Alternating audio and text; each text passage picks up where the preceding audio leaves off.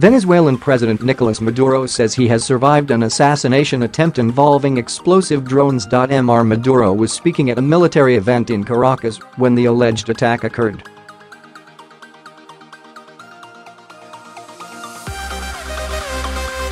Live footage of his speech shows the president suddenly looking upward startled and dozens of soldiers running away. Mr. Maduro has blamed Colombia for the attack, something denied by Bogotá as a baseless accusation.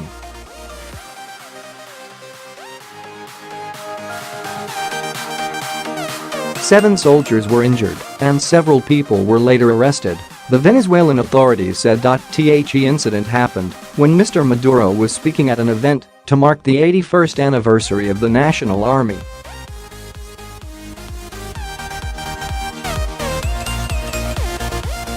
Two drones loaded with explosives went off near the president's stand, Communications Minister Jorge Rodriguez said. Mr. Maduro later said in a national address, "A flying object exploded near me, a big explosion."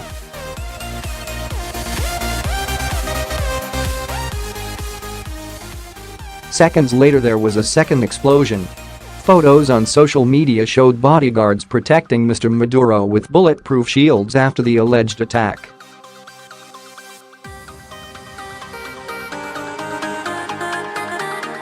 Mr. Maduro accused neighboring Colombia and elements within the U.S. of instigating a right-wing plot to kill him.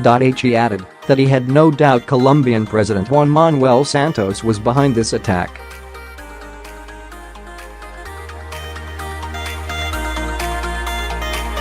The Venezuelan leader, who has previously accused the U.S. of plotting against him, provided no evidence to back his claim. The Colombian government has denied any involvement, saying there is no basis to Mr. Maduro's allegations.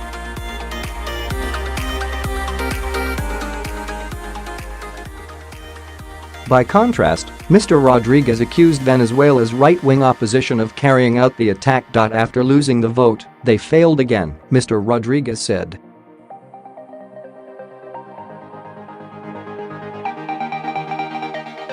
He was referring to May's presidential elections, where Mr. Maduro was re-elected for another 6-year term. However, Haceler Iglesias, a youth leader with the opposition Voluntad Popular Party, told the BBC, "We didn't know what was happening.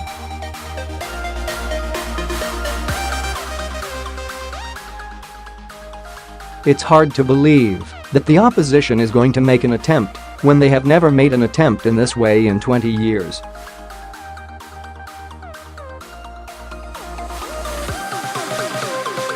Meanwhile, a little-known group called Soldiers in T-shirts said on social media that it was behind the alleged attack. It said it had planned to fly 2 explosives-laden drones at Mr. Maduro, but they were shot down by the military.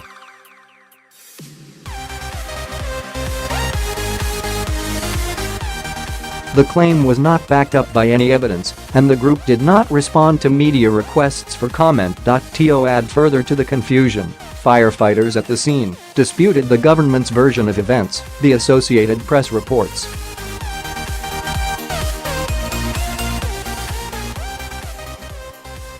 Speaking on condition of anonymity, 3 of them said the incident was actually a gas tank explosion inside an apartment, but did not provide further details, the news agency says.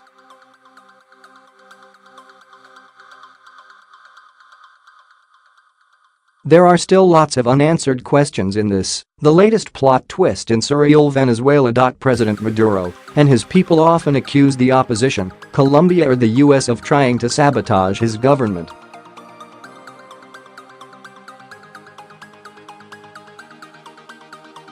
Much like last year, when a helicopter attacked the Supreme Court in what Nicolas Maduro called a terrorist attack, conspiracy theories will abound, and already different versions of events are being circulated.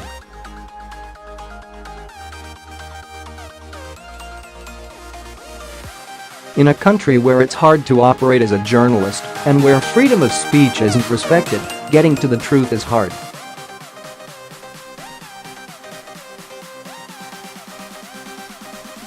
What many people fear, though, is that the government will use this incident to justify a crackdown on any political opponents.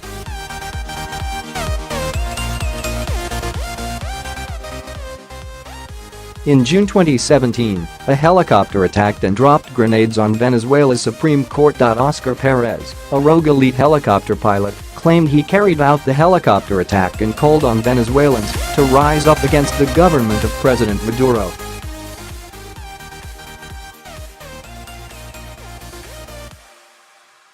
He was killed by police in a siege near Caracas in January. Maduro has managed to split opinion almost as much as his predecessor in office, Hugo Chavez.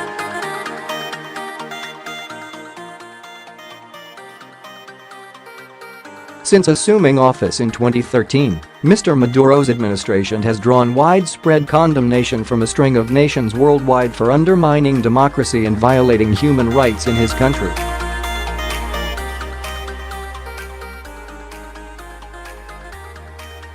His opponents paint him as a ruthless despot who detains his political rivals on overly harsh charges pressed by a judiciary under his party's control, while his followers say he is protecting the country from another coup.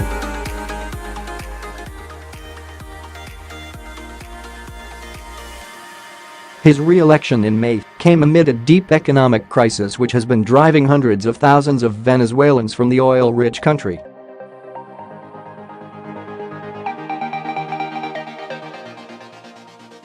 However, there is still a loyal core of people who support Mr. Maduro and his United Socialist Party, SUV, saying Venezuela's problems are caused not by the government but by imperialist forces such as the US.